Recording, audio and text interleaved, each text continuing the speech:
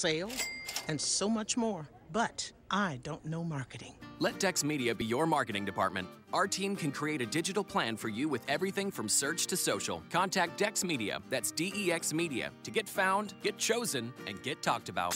Whoa, that's a job for cleanup, which would be me. Call 844-230-3436 or visit dexmedia.com today.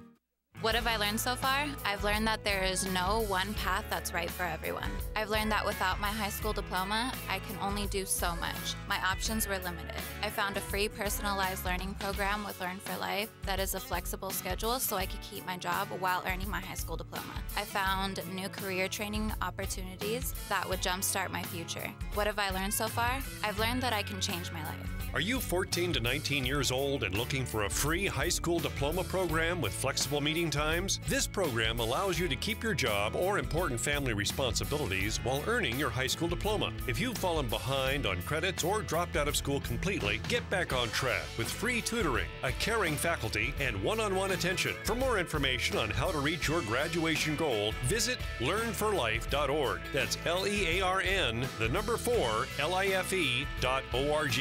Or enroll today by calling 877-360-LEARN. That's 877-360-LEARN. KCAA. Welcome to Foster to Foster, and now here's your host, Dr. Anissa McNeil. Good evening and welcome to Foster Radio Show. I am excited about the show that we have planned for you this evening. This evening, we're going to talk about a subject that's not really talked about a lot, and that is the adoption of foster youth. We want to delve into tonight how many foster youth are adopted out of the system and how many foster youth have permanent placement through adoption. So let's go over what we know to be true about foster youth. How many foster youth actually live here in our community, and how many children actually remain in the system? What we know to be true is here in Southern California, there are about in the state of California, there are 64,000 foster youth. And here in Southern California, in Los Angeles County, we have approximately 26,000. In Orange County, we have approximately 4,500. In San Bernardino County, we have about 4,800. And in Riverside County, we have about 3,700 foster youth. So you can see here in Southern California that out of the 64,000 foster youth that are here in the state of California, Southern California has a considerable number of foster youth here in our community. What happens to a foster child if they remain in foster care system? One of the ways that they can have a permanent home is for a family to adopt them out of the foster care system. So I wanted to share with you a little bit of the information about what does it take to adopt a child out of the foster care system. And I got this information. We looked this up today from a website from the National Foster Care and Adoption website. And here they report that adopted parents can complete a form and they have a background check, a review of their criminal history. They do a home study. They have an interview, and there's an examination process for adoption. It also states here that you do not have to own a home in order to adopt a child. So that's some very general information about what is required in order for you to adopt a child. Now that we know what's required, how many children are we talking about that may need adoption? And what we found out from this website is there are more than 55,000 children in foster care in California, and about 34% are placed with relatives. The majority will return home to live with their family as soon as the problems that caused them to enter the foster care system have been sufficiently resolved. Thus, there are about 5,500 children which are adopted each year from foster care. and about 2,000 children need adoptive parents every day. And that's amazing that 2,000 children here in the state of California need adoption every day. And so adoption is a viable option for foster youth to have the placement with a permanent and loving family. And so I'm so pleased that today on our show, we're going to have a guest join us, and his name is Mr. Ricky Abram. And Mr. Abram is a parent who adopted not one, not two, but 3 foster children. And so we want to get a chance to know Mr. Abram. He's going to join us here shortly a little bit more. We're going to explore what was his desire to adopt and what resources that he utilized in order to adopt a foster youth. And so if you're listening to the show today, you may be thinking to yourself, well, Dr. McNeil, why is adoption such an option for foster youth? It is an option for permanent placement.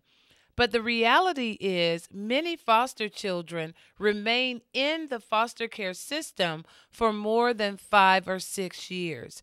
There's a considerable amount of children that remain in foster care and are never adopted and are never placed with their families again. So what happens to these children? They live and they grow up in the term that we call in the system, in the foster care system. And that is not a typical or an ideal place to grow up if you are placed in the foster care system. Not saying that we don't have loving foster care parents or they're not good group home placements, but what we know to be true is the best placement for any child is in the care of a loving and nurturing home. So I'm encouraged to talk to Ricky today to see what brought him to adopt his foster children. How did that work for him? And I'm also curious to talk about why he, as an African-American male, thought that it was very important to adopt. And you would say, well, Dr. McNeil, why are you talking about African-American males or African-American children? Because in our foster care system, there is a majority of children that are African American or children of color. However, for families that adopt, African American or people of color do not represent the majority of people that adopt or families that adopt children. So if we have a high number of children that are children of color that remain in the foster care system, but we have a low number of adoptive parents that are parents of color, I want to figure out how we can grow that. And I'm not saying that only a person of color can raise a person of color. I don't believe that at all. Great people raise great people all the time, regardless of color. But I do want to take a moment and explore that issue. Today we are talking about the adoption of foster kids. We're going to stop for a short commercial break and we'll be back with you. Join Education Works Consulting Firm Incorporated for an afternoon of wine tasting on March 19th from 3 to 6 p.m. at the Arcadia Women's Club. This event helps to provide unstoppable scholarships to foster youth in LA, Orange, San Bernardino, and Riverside counties. Tickets are $55 or 2 for $100. Come out, enjoy specially selected wines, champagnes, refreshments, and help us provide scholarships for foster youth. Purchase your tickets or make a donation today at edworks4u.org. That's edworks, the number 4, the letter U.org.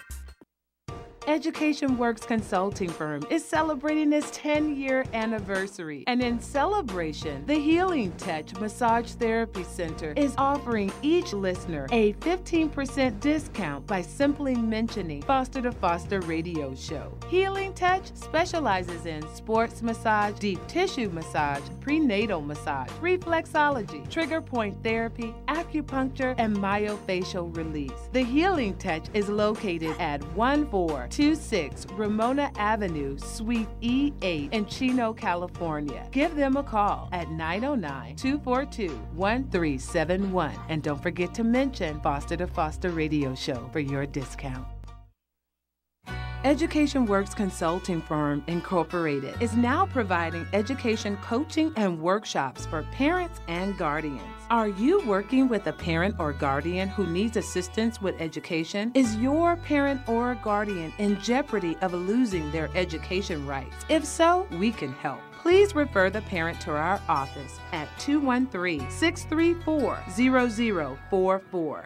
The Hair Garden, where we grow hair from the roots, is a full-service hair salon and supplies located at 40119 Marietta Hot Springs Road, number 103C, Marietta, California. We are open on Mondays through Saturdays from 9 to 6 p.m. Come in and purchase your hair supplies or receive a full hair service or let us restore your hair. We have weekly specials. Call The Hair Garden at 951-698-8444 or visit our website at www.hairgardenmarietta.com. That's www.hairgardenmarietta.com. We look forward to seeing you. Happy holidays.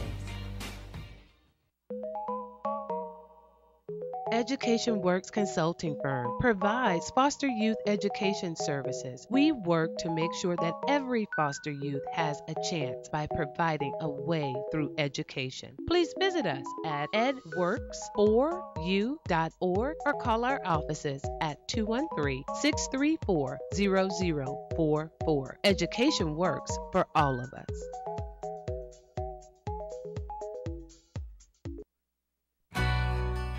The San Bernardino Foster Youth Advisory Council would like to announce and inform all foster youth that this year the California High School Exit Exam has been repealed.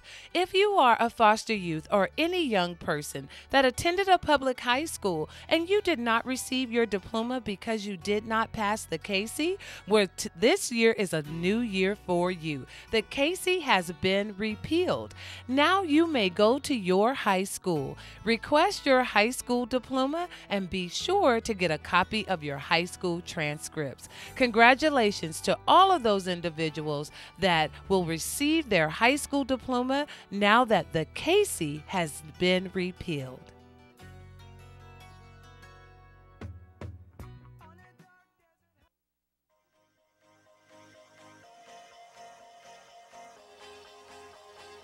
This year, we have the Glamour Gown and Suit Up event. Saturday, April 9th, we have new formal wear for foster youth at no cost. This is a private event open to girls and boys ages 15 or older in the foster care system in Los Angeles County.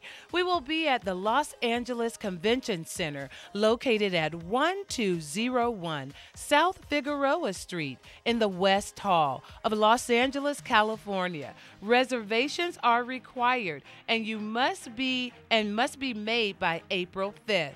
Please call 323-859-2888 option 4 or be sure to email casala.org/glamour gowns.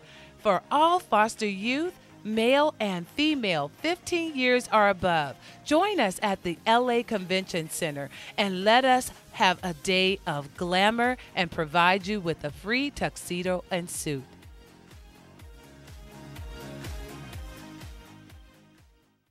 Here's Foster to Foster with your host, Dr. Anissa McNeil. Welcome back to Foster to Foster Radio Show, and I'm so pleased to have in the studio with me today Mr. Ricky Abram. Welcome, Ricky. Thank you. Ricky, today we're talking about the adoption of foster youth. And so I want to begin by simply just asking you, what was your desire how did you come about adopting foster youth? Well, I wanted to have a large family. And so that process for me was something that I had to learn to kind of go through. But it was just out of a desire to have a large family. Initially, my wife said no. She said one or two, that's it. And then when things didn't work out with me and my wife, I still wanted to have that family, that larger family. And I love kids, so that was my desire. Okay, wonderful. So now that you have this desire, you wanted to have a large family, why foster youth? Foster youth because I felt it was a necessity. We had so many youth that were in the system, and I worked in the system. So I saw what it was about, and I saw that there were so many kids in the system that, had a desire. They wanted something. They wanted an opportunity. And I was in a position where I could give that and give the love that I had. So that was my impetus for going into that and pursuing it. Wonderful. That's awesome. So what resources? So at that period of time, it's you and your wife, and you're working with foster children at that time. So how did you reach out? What were the resources that you used in order to adopt your first child from the foster care system? I got in contact with the Association of Black Social Workers in New York City, where we lived. And that was my introduction into the foster care system and ultimately into the adoption process. And so they kind of educated me on what I needed to do, the process, the costs involved, getting to know the kids, and how I would go about that process. So it was a learning experience for me because I didn't know that it was so involved. You hear about adoption, it seems to happen so fast, but it's not a fast process. It's a slow learning process, and for somebody that's a novice at it, and it's a process that you need to take time as you get involved with it, just from the child's perspective and for the child's sake. Wonderful. Before you arrived, Ricky, I educated the audience a little bit about the adoption process, and we're going to come back to that. But I want to find out about your children. So I know that, and I announced to our listeners out there that you adopted not one, not two, but 3 foster children. Right. So can you tell us a little bit about your family? I have 5 boys, 2 biological sons, and 3 that I adopt. 2 I worked with in the foster care system when I worked at various group homes. So I was familiar with them, and I knew them. So those are the boys, and they were, my youngest was 6 when I adopted him. Okay. The oldest was 13 when I adopted him. Okay. And so they weren't babies, so they knew their family, they knew some of their history. So through that process, I had to get to know them, and they had to get to know me. Okay. So it was interesting, and they've turned out to be great boys. We have a really close relationship. My older boys, my biological sons, I never treated them different. So they grew up knowing that they were all brothers, and so that was important for us too. Wonderful. So let's talk about, I want to just go straight in, hard and fast with this topic with you. And one question I want to ask you is the myth that we hear a lot about adopting a foster kid, and that if you adopt an older kid, they're going to have so many problems and just wreck your house. I want to deal with that myth a little bit. Did you find that to be the case? Not really. They have a lot of anger sometimes, and for me, it was about getting to know my boys and understanding them and being able to work with them. There was anger. They didn't destroy my home. They got angry. There were some trying times. I wouldn't kid you, but from my perspective, I just took my time. When they had those issues, we sat down and we talked about it. When they were calm enough to hear me, and so I just let them, go through what they were going through, and then when they were calm enough, we could sit down and talk about it. We talked about it, and we worked through it, and I showed them there was a different way. So it just takes time, and you have to have a commitment to it. It's not something that is going to happen overnight, So with me, it was just working with them and getting to know them. And that's so exciting to hear because, as you know, Ricky, I was a former foster youth, and I can remember going to live with my grandmother and being angry and being and not really knowing what to do, knowing that living with her was a very good thing. But at the same time of living with her, I was losing the fact that I was living with my mom. And that made me sad. Right. And it made me angry sometimes. And so I wanted to dispel this myth about when you adopt foster kids that it's going to be so much trouble, because just as you said, it's just getting to know them and working through the grief and all of the emotions that comes with maybe not losing, but having a different family than the family that you have, and learning how to embrace a new family, but having all of those emotions happen at one time.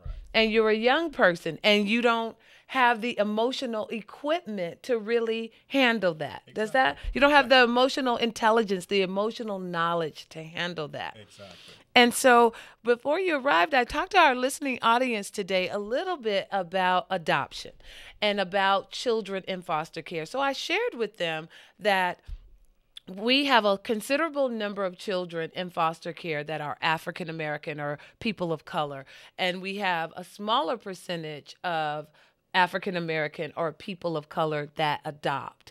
And so I said, I want to talk about bringing that together. But I also shared that color doesn't raise children.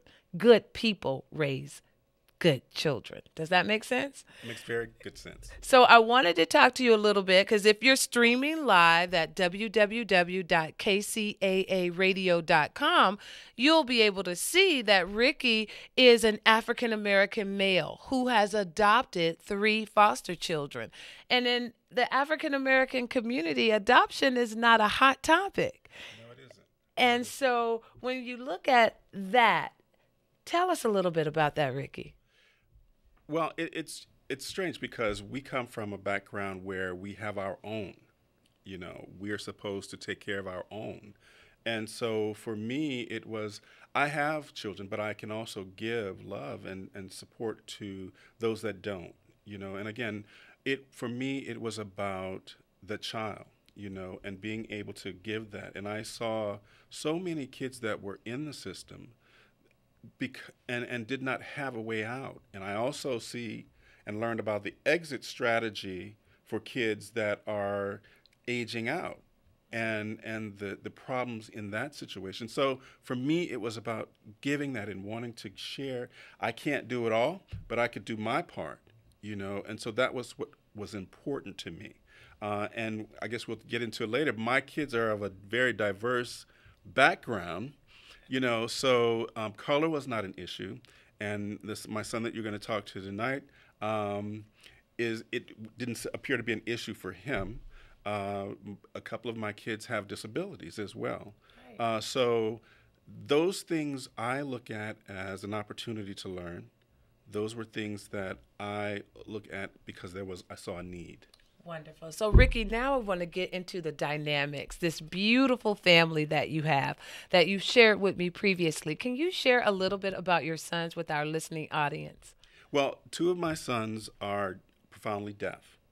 And so as an interpreter, I saw that there was a large proportion of kids that were deaf and hard of hearing that we never heard about in the system. And so for me, it was about connecting with those kids and saying, hey, you're important too. There's someone that want you too, and you can be a part of this. My other son is a Caucasian male. And so for him, it was a challenge because he was older. He was 14 or 13 when I adopted him, and he knew his parents, he knew his family, he had siblings, and he wanted to keep that connection, which I didn't have a problem with. But it was about getting that connection that we could develop, and so we did that. Wonderful. Yeah. And you said that tonight, one of your sons, who is profoundly deaf, may join us via text. He may join us via text. He's trying to get an interpreter so that he can call and speak. Oh, that would be great. The interpreter will interpret what's being said to him, and then he can vocalize. So he will give a response. So we'll see either text or he's going to let me know. Okay, well, wonderful, wonderful. So as our listening audience can hear, I mean, you have such a wonderful and beautiful dynamic family. I want you to talk about a little bit of the adoption process and why, if you're listening to the sound of my voice, you may say, wow, Dr. McNeil, I can hear Mr. Abram's story, and I would like to get involved. I think I have the capacity to adopt a foster child. If that person is listening to us, Ricky, where can they go now? Well, I would say they would start with what I did was I went to the county.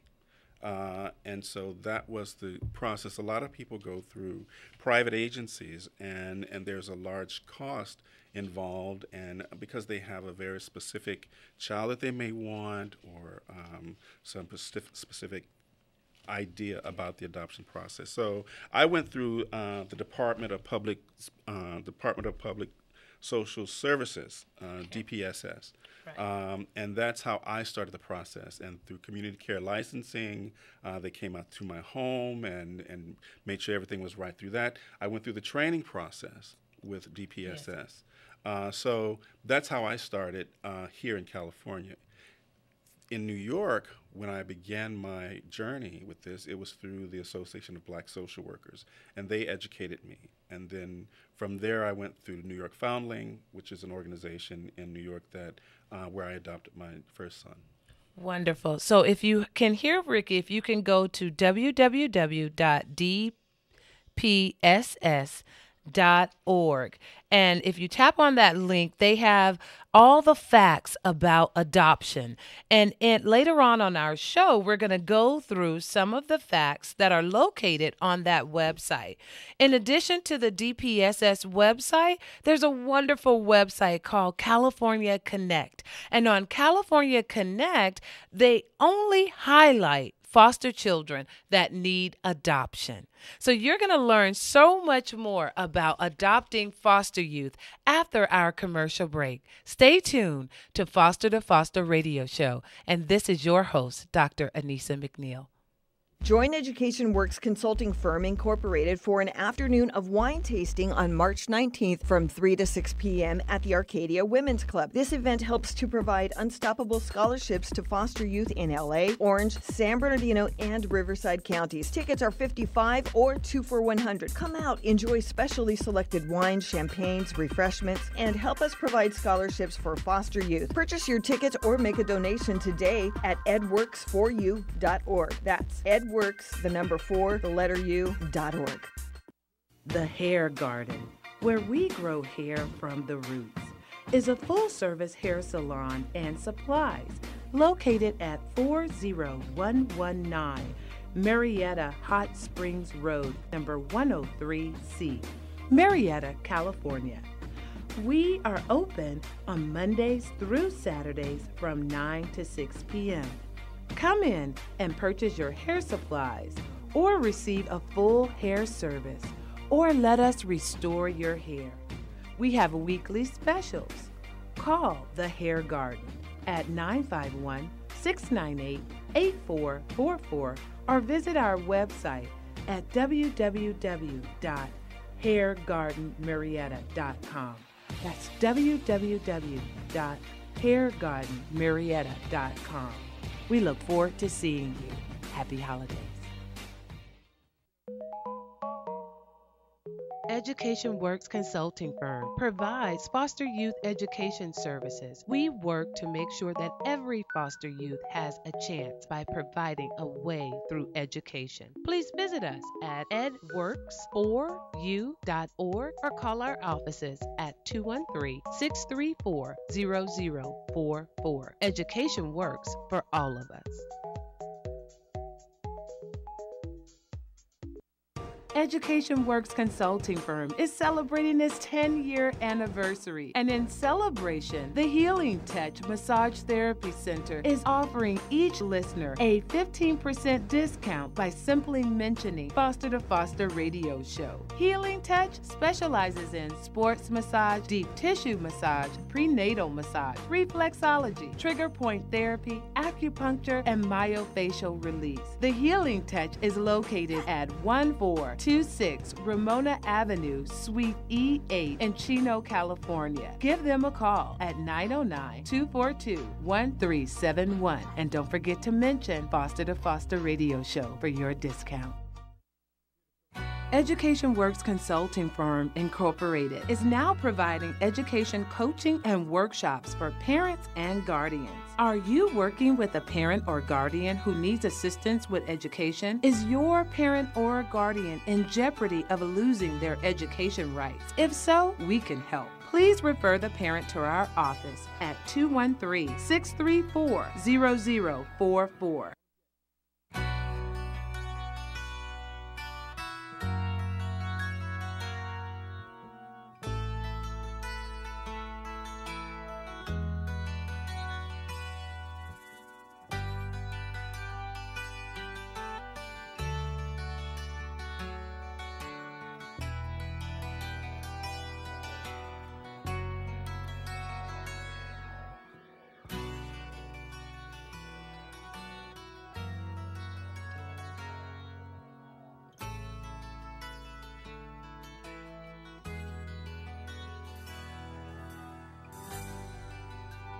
San Bernardino Foster Youth Advisory Council would like to announce that the KC has been repealed.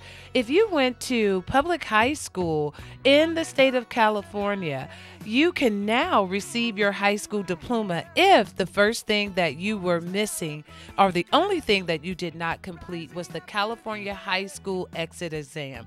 Again, that law is SB 172, and it's a new day if you did not receive your high school diploma because you did not pass the KC. We would like for you to please go to your high school, request your high school diploma, and be sure to get a copy of your transcript. Again, the California High School Exit Exam is no longer required. Congratulations to all of you that will receive your high school diploma because of this new law.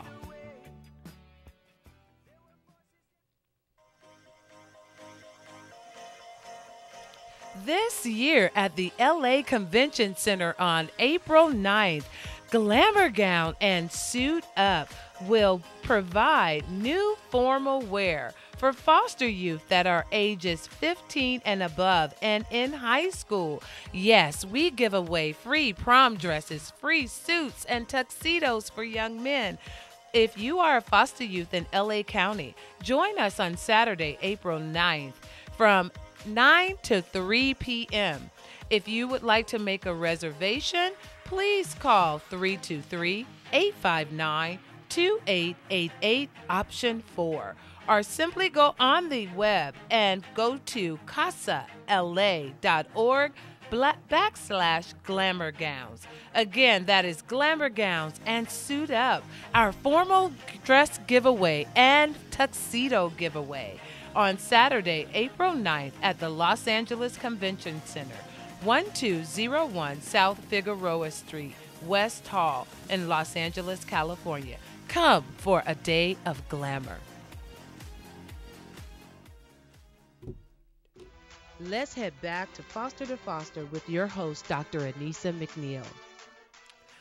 Welcome back. And during this segment, Ricky, I really want to talk about your kids.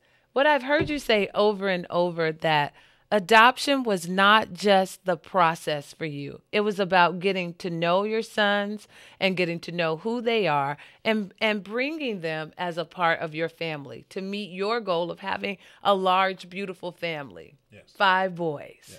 Okay? So I know that you have 2 older sons, Jerome and Aaron. Yes. And then you adopted Ellis. Yes. Can you tell us a little bit about Ellis? Ellis is Hispanic, and he was someone that was in the system and wanted to become an artist. And so I saw a lot of his drawings and things like that, and I was really fascinated. He took to me really fast, and we would have conversations, we would talk when he was in the group home and things like that. So it was really interesting to get to know him and see him.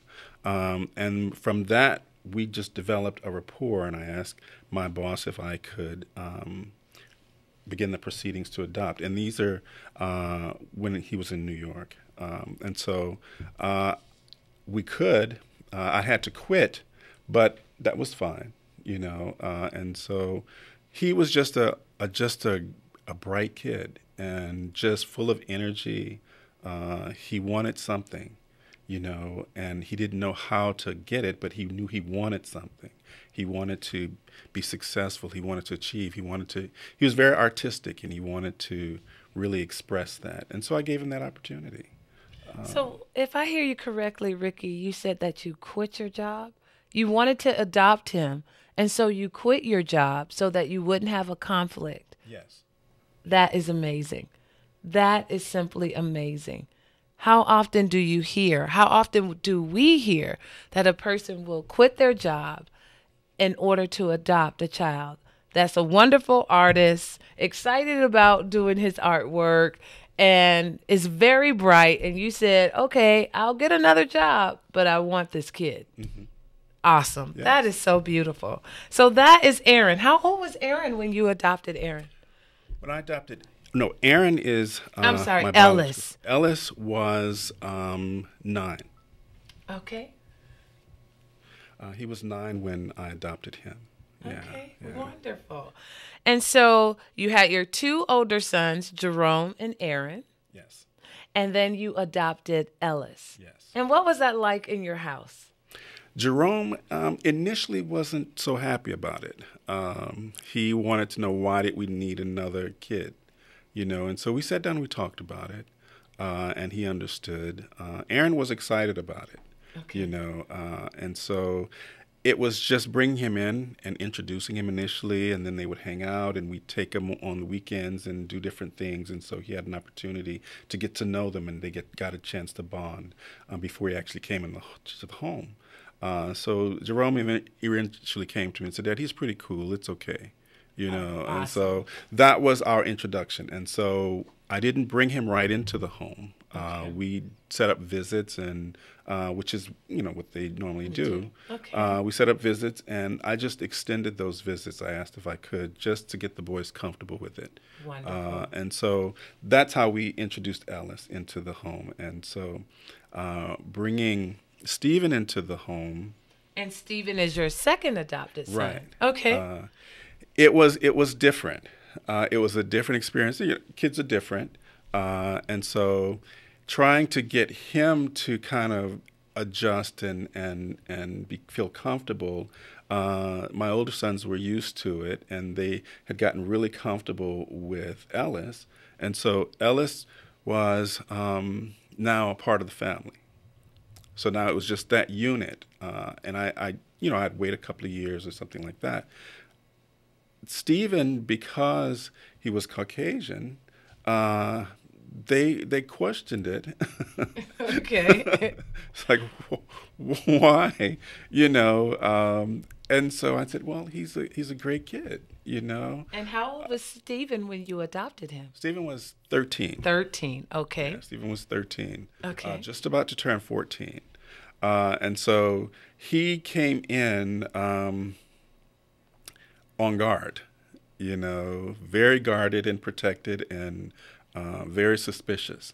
And so we kind of had to tear those walls down. Okay. And my boys just kind of embraced him and kind of just looked out for him and just kind of let that develop, you know, and it was that kind of process that we went through. And so he eventually became very comfortable.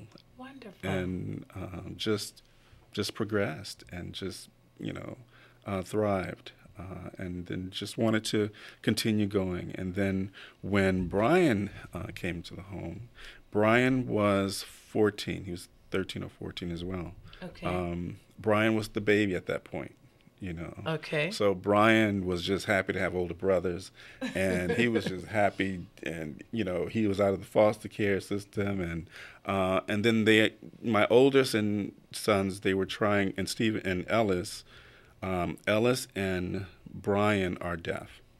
Okay. So they're trying to learn sign language and things like that. They did more gesturing than anything in their whole process. They never really picked it up, but they were able to communicate with each other. And so just learning a lot of signs, and I tried to really teach them the correct signs and things like that. But, you know, kids that go, okay, Dad, yeah, we got it. And then they don't have it, but they think they do, and, you know. But they could communicate, and they got along well, and so that was the main thing for me.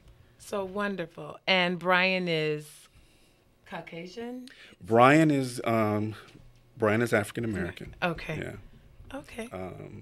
So I have a mixture there. A wonderful family. Yeah, so how was it having? And you said that they all learned to communicate, and like every brother and sister does, yes. You know, with your siblings, your sibling can look at you one way, or your sibling can say something, and you'll know what the sibling means. Exactly. So there's that sibling communication that you said that they were able to develop, even if it's not formal sign language. Exactly. But how was that, having two sons that were hearing impaired, and as well as slowly integrating them into the family at various points in time? Well, initially it was just me communicating and trying to communicate so they could communicate with them. So just serving as an intermediary a lot of times.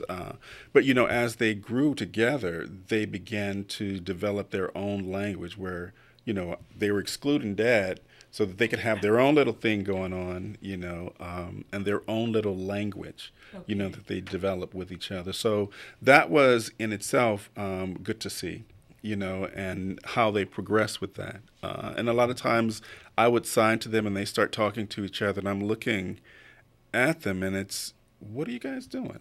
You know, and they just start laughing because they've developed some type of communication between each other. And so it was fun. They knew me, they learned me, they learned when to push the buttons and when not to push the buttons. And so it was that process, and my boys taught them too. It's like, no, you don't want to go in that direction. Let's go into this direction, you know. And so we all grew together. You know, we all grew together and learned together. And just like any family, you know, every family, my kids, they know, oh, don't say that to Mom. Don't go there with Mom. Yes. Mom likes it if you ask questions. So ask a lot of questions and those kind of things. So wonderful to learn that structure. I was hoping that one of your sons would call in, but before we go to commercial break, I wanted to ask you, what were their thoughts on being adopted? Having been in the foster care system, what do you remember Ellis or Stephen or Brian saying to you about just the idea of being adopted? Initially, and this was from all of them, initially when I approached them, I said, you know, how do you feel if I, you know, wanted to adopt you? Is that something that you would want? They were kind of apprehensive in their response. They said, well, yeah, that would be nice. That would be nice.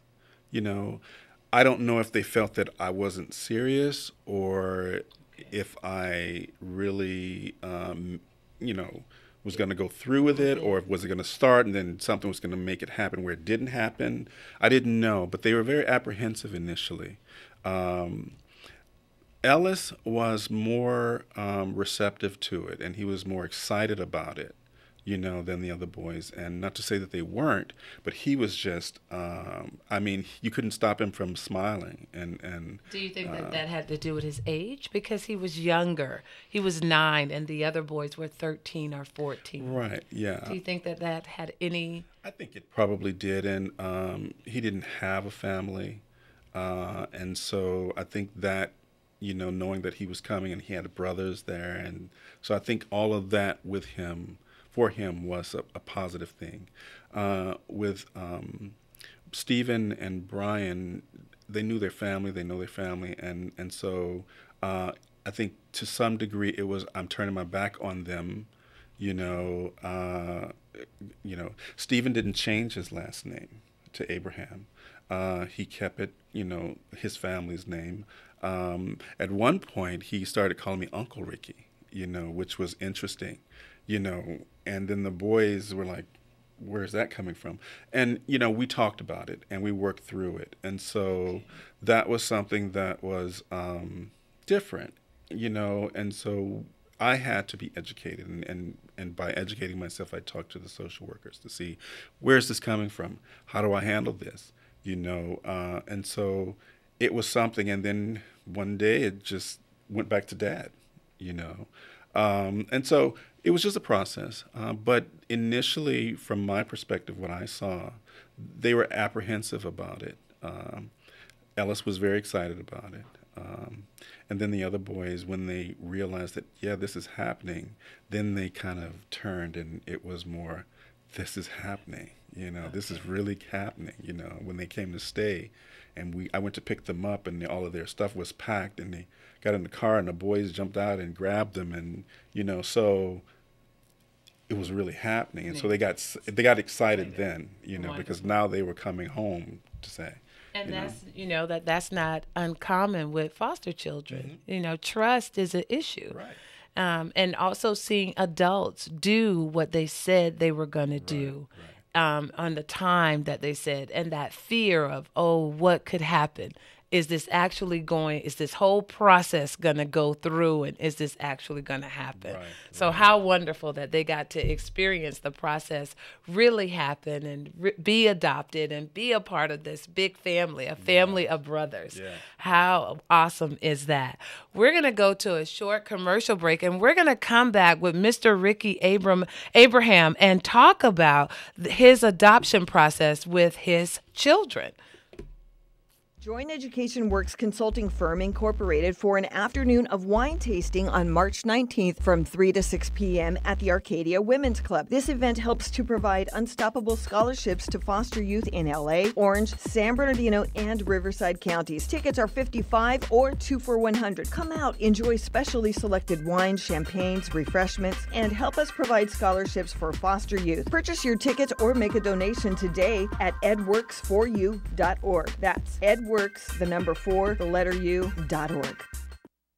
Education Works Consulting Firm is celebrating its 10-year anniversary. And in celebration, the Healing Touch Massage Therapy Center is offering each listener a 15% discount by simply mentioning Foster to Foster Radio Show. Healing Touch specializes in sports massage, deep tissue massage, prenatal massage, reflexology, trigger point therapy, acupuncture, and myofascial release. The Healing Touch is located at 1426 Ramona Avenue, Suite E8 in Chino, California. Give them a call at 909-242-1371. And don't forget to mention Foster to Foster Radio Show for your discount.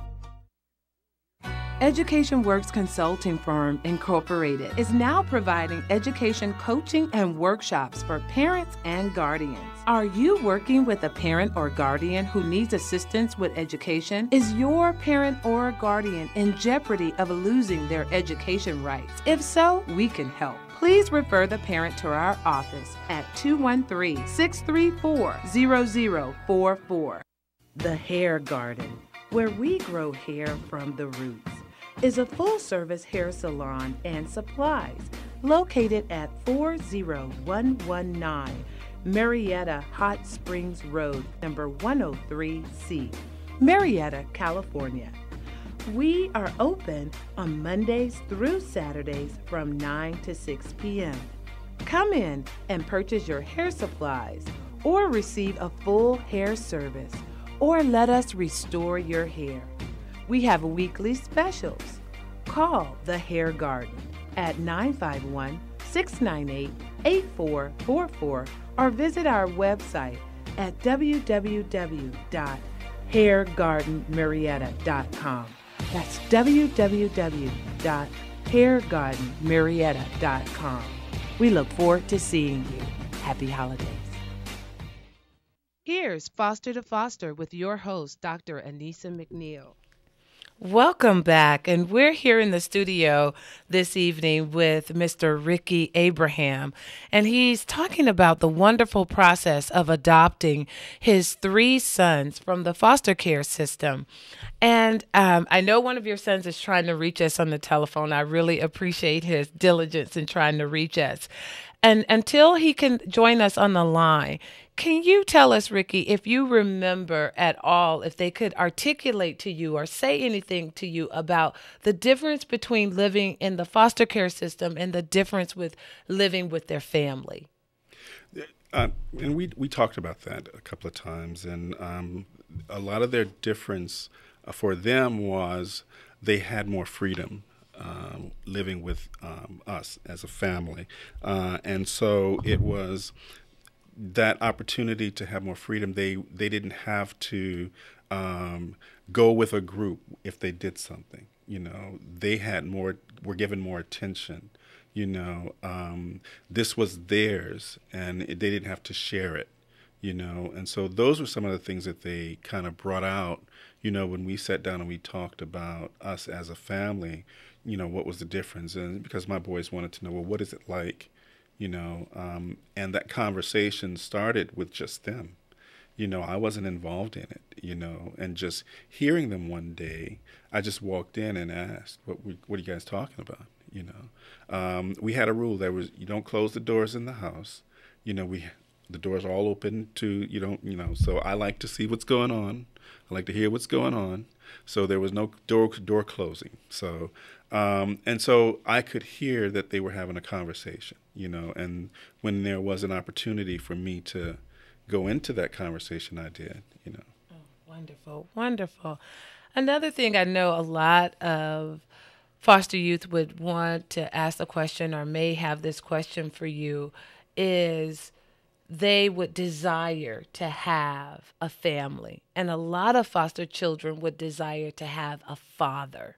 So what was that like? And I can only imagine that as you worked in various group homes and individuals found out that you had adopted sons, what was it like for your children to know that not only were they adopted and they had a mom and a dad, but they were adopted into a complete family?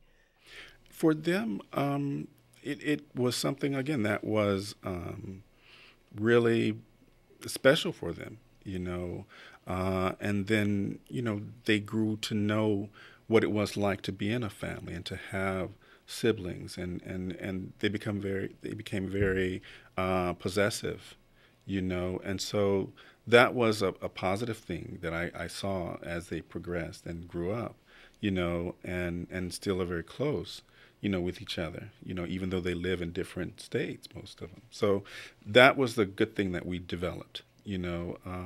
Kids that saw me and knew, I didn't talk a lot about me in those particular settings. I didn't talk about my family in those settings. So, but they knew the kind of person that I was. And so a lot of times we had conversations, and they wanted a family. They wanted a dad, and sometimes they wanted me to adopt them, and I'm saying to myself, no, I did my share. but you understand where it comes from, Exactly. and so I tried to give to them while I was there. Absolutely. Yeah. Absolutely. And you can hear Ricky saying that as he adopted his children and he would still work with foster youth in various group homes, he would often hear them say, I want to be adopted. I want a family. I'd like to be adopted. So if you're listening to this show and you can hear the joy that Ricky has of talking about his sons and talking about the process of adoption, and you're even thinking, well, Dr. McNeil, maybe I could do that, I would encourage you to go to the Department of Social Services and look into what does it take to adopt a foster child. And remember our statistic from earlier that we talked about Adopt Us Kids, and they reported that there are 2,000 foster children every day that need someone to adopt them here in California. So if you can imagine that there are 2,000 hearts that would love to find a family to love them. If that's you, if you think I have the capacity, Dr. McNeil, I think I can do this. If that's you, I want you to go to websites like Adopt Us Kids, and you'll find out all of the requirements for adoption. I also want you to visit the Department of Social Services and click on the link that says adoption, the facts and the questions that you may have. And if you're saying, okay, Dr. McNeil, I think I want to adopt, I would encourage you to go to California Connection, and you would see these wonderful children. Their faces are right there. And what they simply do is they highlight children that are in the foster care system that want to be adopted and that are ready to be adopted. So those are some resources for you if you say, I hear this and I believe that I have the capacity to do this. If that is you, please feel free to visit those 3 resources and get that information. So now, Ricky, we have just a few more minutes here together, and I want to spend this time focusing a little bit on you. And what was the benefit for you of adopting these children? The benefit for me, I can say it's to see how they've become accomplished in their own right now, and to see and hear what they got as they grew up with me. And so that's the benefit and that's the plus.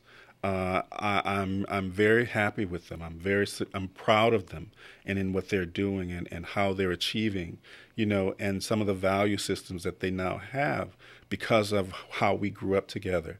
And so I think that's the main benefit that I hear. And I hear them talk sometimes now with friends or other colleagues that work with them, and I hear me saying certain things through them, and so they got it. They hear it. They heard me, and so those are the things that I take away from it and have been blessed by, with them.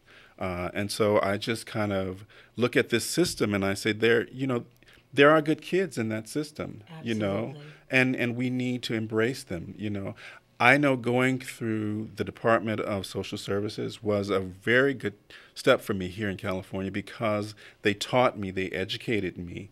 I went through the whole process. And so, yes, there is a cost, there is a fee. But when you go to private agencies versus this particular agency, it's very vastly different.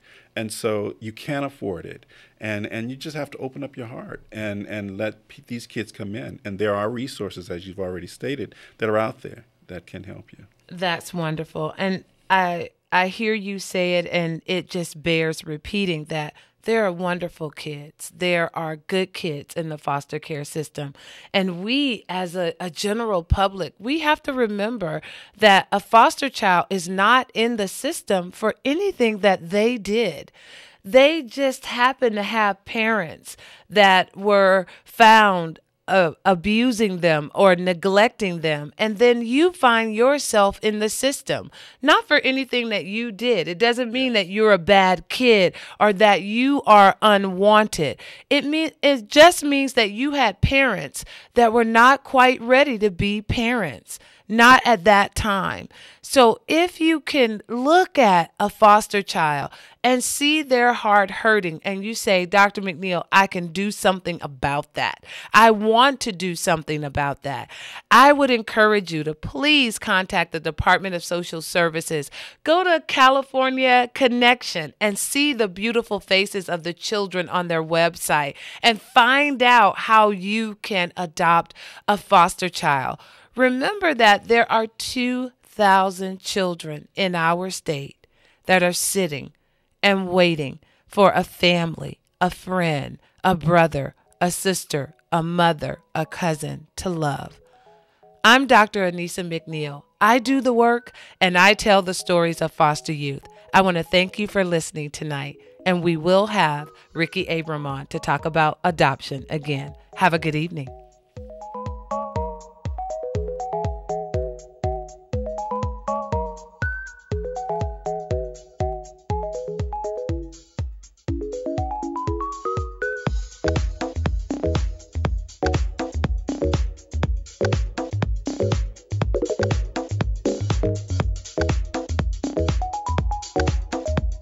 To KCAA, Loma Linda, California, the best station in the nation.